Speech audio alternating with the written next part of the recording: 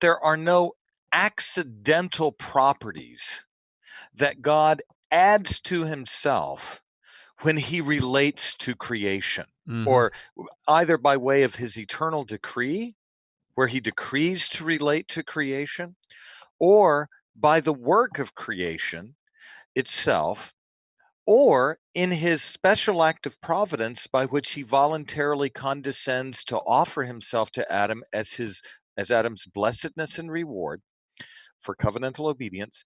In no instance does God, in his relation to creation, take on or will himself to have new accidental properties that would make him composite. Yeah, It maybe would not deny originally, simplicity. but he would become composite in history. And Van Til said, Yes, absolutely not. He's neither composite or complex before, during, or after. He yes. is who he is, always and every point. And but contrary to the Reformed view here, you can think of Socinians, Hegelians, process theists, open theists.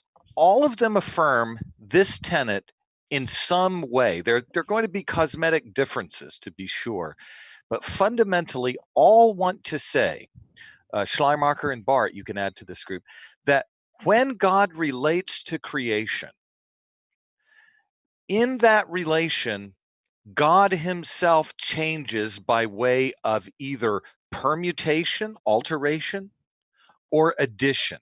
He takes something new to himself, wills something he did not have before, um, takes on or gains attributes as accidents that are added to who he is essentially.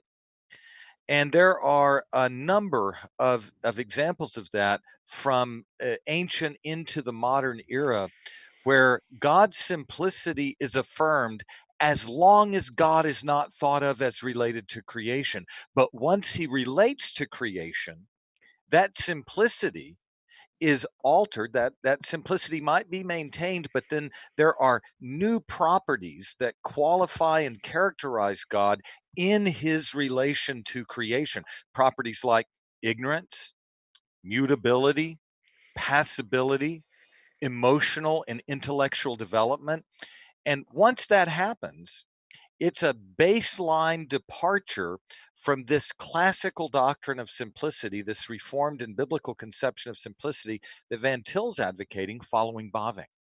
Lane, I appreciate your ever-present insight into this topic, and Camden, very adequate and fitting words to add. I'm sure we're all in agreement in what you articulated and the importance of articulating it. One thing I want to add that may be helpful for listeners is that the idea that new attributes would need to develop gradually for God to interact with his creation rests on the idea that God in and of himself is unable to relate to creation. And so, again, as we proceed in this discussion of Van Til, he's going to say later, and I don't know if we want to go there now, on page 27, that we can't attach a non-Christian conception of divine immanence to a non-Christian conception of divine transcendence and actually get a biblical conception of the God-world relation. And to posit that new attributes need to develop gradually, or that God takes on new attributes in order to relate to creation, presupposes, I would argue, a non-biblical conception of divine transcendence, in as much as it holds that God in and of himself, prior to and apart from the world, is somehow inhibited by his divine aseity. That aseity is like it's like a cage that keeps God from relating to the world. If we were to take an unbiblical notion we mentioned earlier, an abstract notion of divine absoluteness, and say it's a deistic conception. And what does a deistic conception need? It needs the addition of some kind of mechanism that would achieve immanence or relation. Well, already you've started with a deistic conception of divine transcendence that's going to require some kind of maneuver to get God in touch with creation.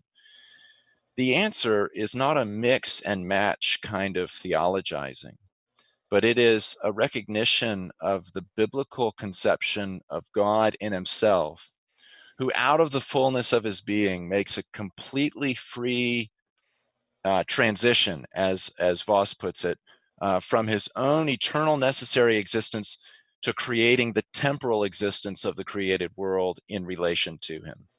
This is something that God needs nothing beyond himself in order to do and accomplish. Speaking of this notion of unbiblical transcendence and unbiblical notion of immanence, I have a little illustration that I want to run by you guys, okay? You remember the little game called Jenga? Sure. Yeah. Where you make the little tower of the little wooden blocks, and you take turns tapping out a little Jenga block, and the last person to tap one out makes it fall. Okay, we can't do theology like a Jenga tower.